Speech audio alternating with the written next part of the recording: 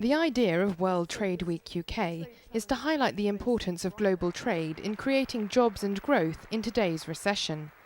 It is part of a UK government drive to maintain open and fair markets. These are worrying times, and in government for trade, Douglas and I and our colleagues know only too well that a global economic recession of this kind is bound to have an impact on trade. Indeed, the last time that global trade went backwards this sharply, it was because the global economy was shut down by world war. That's how serious the conditions are potentially. Now, this should worry us because trade is not just an indicator of the health of the global economy. It is a determinant of it as well. It is central to global recovery because it is the way in which returning demand will be multiplied throughout the global economy. Trade is the conveyor belt of that demand and of that growth, and therefore the prosperity that it generates. Lord Mandelson gave details of the new Global Trade Alert mechanism.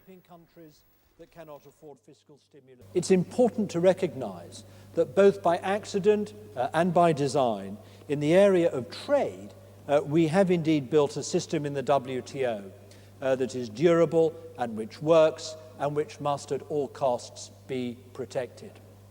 But this is no argument, ladies and gentlemen, for complacency.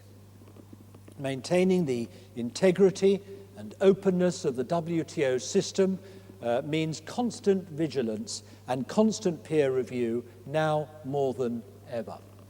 So I'm pleased to announce today that the British government will co-finance a new independent watchdog called Global Trade Alert that will unite a global network of think tanks to provide governments with independent analysis of trade-distorting policies, produce evidence of the damage that protectionist policies are doing, and advise on the least protectionist ways to provide support and stability to economies making their way through this very, very difficult downturn.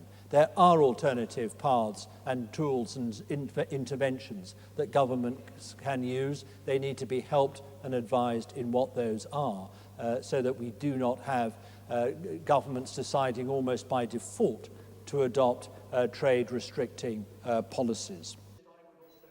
He repeated his belief in free and open global trade. The case for open trade has to be built on the opportunities that come from trade and on the value of open societies over closed ones. Let me say this to you in conclusion. It's now 70 years since the first National World Trade Week was launched in the United States at the height of the Depression.